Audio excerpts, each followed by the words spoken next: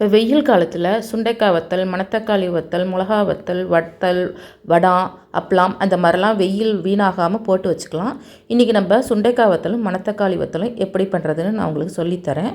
இதுக்கு சுண்டைக்காயும் மணத்தக்காளியும் வாங்கி தனித்தனியாக அலம்பி நல்லா தொடச்சி வச்சுக்கணும். ஈரமே இல்லாமல் நல்லா ட்ரை ஆக்கி தொடச்சி வச்சு உப்பு போட்டு பிசிறணும். எவ்வளோ வேணுமோ வத்தலுக்கு தகுந்த மாதிரி உப்பு போட்டு பிசிறி வச்சுக்கணும். பிசிறிட்டு அதுக்கப்புறம் அதில் கொஞ்சம் தயிரை நல்லா மிக்ஸ் பண்ணணும். இதுலேயும் சரி அதுலேயும் சில பேர் மோராக கூட ஊற வைப்பாங்க, தயிராகவும் ஊற வச்சுக்கலாம். அதில் உப்பு இருக்கிறதுனால அதில் அதுவே நீர் விட்டுக்கும். நாங்கள் தயிராகவே போட்டு தனித்தனியாக பிசிறி வச்சுருக்கோம். இதை 3 நாள் வீட்டுக்குள்ளேயே ஊற போடணும். இந்த மாதிரி அப்பப்போ எடுத்து குலுக்கிட்டு மூடி வச்சுக்கணும். இந்த பாருங்கள் உப்பு போட்டிருக்கேன். உப்பு போட்டு பிசிறிட்டு இப்போ இது சுண்டைக்காயை வச்சுட்டேன். இப்போ மணத்தக்காளிக்கு உப்பு போட்டு இப்போ சுண்டைக்காய் இது உப்பு போட்டிருக்கிறதுனால இப்போ மணத்தக்காளிக்கு தயிர் விட போகிறேன். உப்பு போட்டதில் தயிர் விட்டு நல்லா கிளறி விட்டுறணும். எல்லாத்துலேயும் மிக்ஸ் ஆகிற மாதிரி நல்லா கிளறிட்டு மூடி வச்சிடணும். 3 நாள் நல்லா ஊறணும்.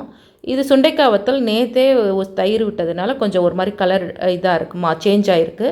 இது மணத்தக்காளி வத்தல் இன்றைக்கி தான் உப்பு போட்டு தயிர் விடுறேன். விட்டு பிசிறிட்டு இப்போ நல்லா ஆயிருக்கு பாருங்கள். இப்போ இந்த மாதிரி நல்லா குலுக்கி விட்டுக்கோங்க. எல்லாத்துலேயும் மிக்ஸ் ஆகிற மாதிரி நல்லா குலுக்கிக்கணும் தயிரும் உப்பும். இப்போ இதை போட்டு மூடி வச்சிடணும்.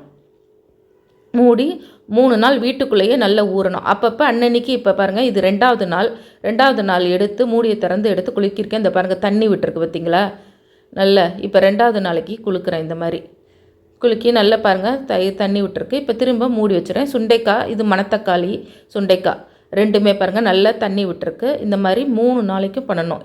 இப்போ 3 நாள் ஆயிடுச்சு. இப்போ 3வது நாளைக்கு இது என்ன பண்ணணும்னா நல்லா ஊறிடுச்சு 3. அதனால் ஃபில்டரில் போட்டு அந்த தண்ணியெல்லாம் எடுத்துடணும் சுத்தமாக. ஏன்னா எல்லாத்தையும் நல்ல உப்பு புளிப்பு எல்லாத்தையும் உள்ளே இறங்கிடுச்சு. சுண்டைக்காலையும் சரி மணத்தக்காளிலையும் சரி அந்த தயிர் நல்லா இறங்கிடுச்சு, உப்பும் இறங்கிடுச்சு. அதனால் இப்போ எல்லாத்தையும் ஃபுல்லாக வடிகட்டி எடுத்துக்கணும் அந்த தயிரை. இந்த தயிர் வேணும்னா நம்ம யூஸ் பண்ணிக்கலாம். வெறும் உப்பு இதுதான். மணத்தக்காளி அந்த ஃப்ளேவரோட நல்லாயிருக்கும். பிடிச்சவங்க சாப்பிட்லாம், இல்லைன்னா தூக்கி போடலாம். இந்த மாதிரி வெயிலில் காய வைங்க. இது மாதிரி ஒரு 3 நாள் காய வச்சாலே போதும். நல்லா காய்ஞ்சிரும். அடிக்கிற வெயிலுக்கு காய்ஞ்சிரும்.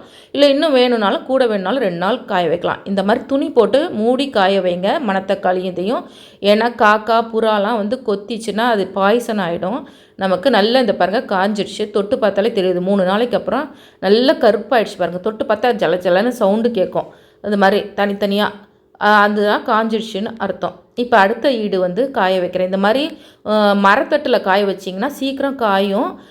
நல்லா அதை கீழே அடியிலேருந்தும் வெயில் அப்சர்வ் பண்ணிக்கும். இது ஓட்டையாக இருக்கிறதுனால இந்த மாதிரி மரத்தட்டில் காய வைங்க, இல்லைன்னா பெரிய தாம்பாளத்தில் காய வச்சுருங்க மூடி. இப்போ அடுத்தது நான் காய வைக்கிறேன். இப்போ ஃபுல்லாக காஞ்சிடுச்சு. இப்போ பாருங்கள் நல்லா வந்துடுச்சு. இப்போ இப்படியே கொலுக்கினாக்கா சலங்க சவுண்டு மாதிரி வரும்.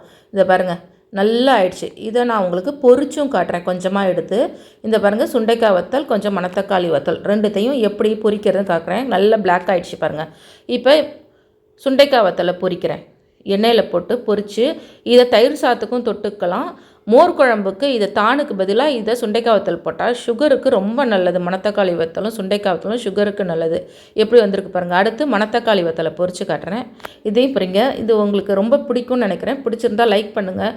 யூஸ்ஃபுல்லாக இருந்தால் கமெண்ட்டில் சொல்லுங்கள். என்னோடய சேனலை சப்ஸ்கிரைப் பண்ணுங்கள், ஷேர் பண்ணுங்கள். தேங்க்யூ ஃபார் வாட்சிங்.